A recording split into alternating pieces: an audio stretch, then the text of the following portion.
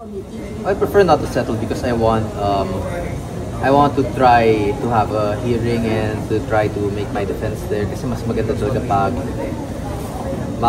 if we can all air our grievances out and to talk about it. I'm going to decline the process of reconciliation because again, as I said, it is not a personal grievance. Yan ang mga naging pahayag ni Representatives Barzaga at Puno sa layuning mapag-usapan sa Reconciliation Subcommittee ang mga hinaing laban sa mga kinikilos ni Barzaga.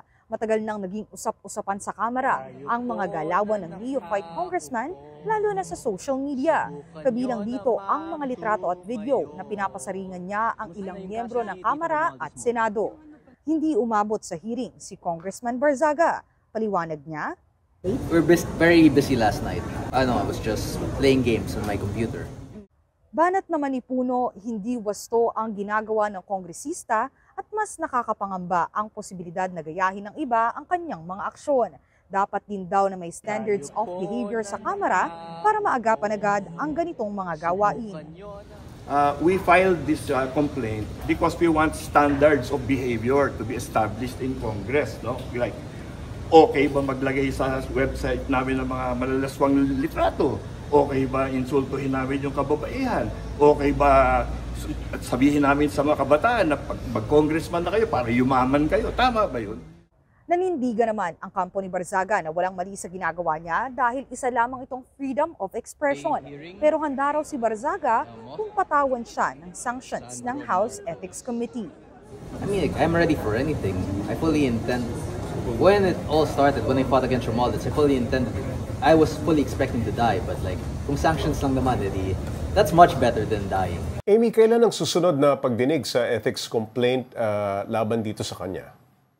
Well, Pops J, inaasahan kasi na simula bukas hanggang November 9 ay magkakaroon din ng recess dito sa House of Representatives. So, inaasahan natin na sa susunod na session after November 9 ay magkakaroon pa ng usapin patungkol nga dito sa mga ethics complaint laban kay Representative Barzaga. Nasabi nga din naman ni Representative Kiko ay handa naman siyang depensahan dahil nga para sa kanya ito ay isang freedom of expression lamang. So yun yung patuloy niyang idinidikdik din dito sa hindi lamang sa media kundi pati na rin dun sa isinagawang hearing kanina.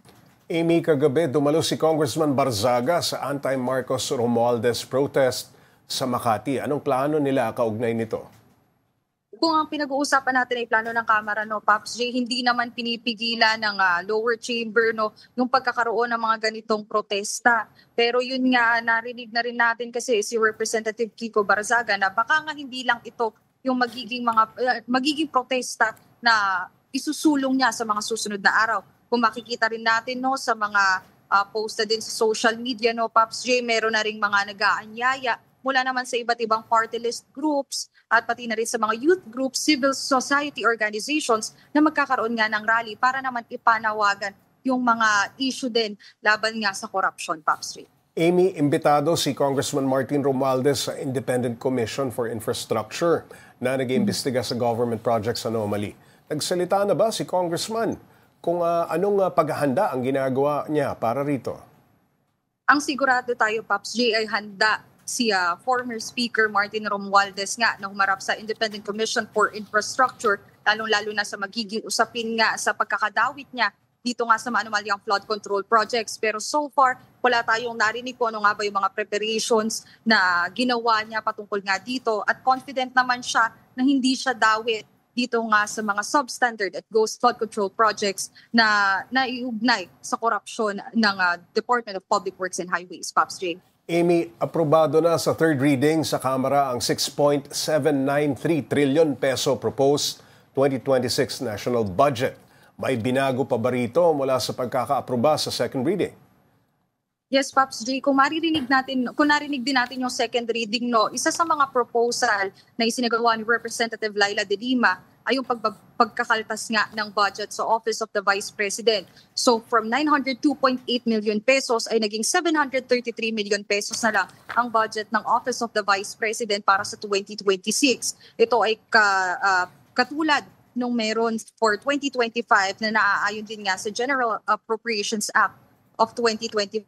So mas nag-focus nga sila dito sa MOOE ng Office of the Vice President. And so far ngayon, no, Pops J, naririnig pa natin yung speeches na meron yung mga kongresista, lalo na dahil merong 12 na nag-oppose dito sa 2026 General Appropriations Bill na ipinasa nga ngayon sa third reading, Pops J. Amy, sa ibang issue naman, si Congressman Marcy Chodoro may sinampahan ng perjury kanina. Sino ito at ano ang ugat ng reklamo?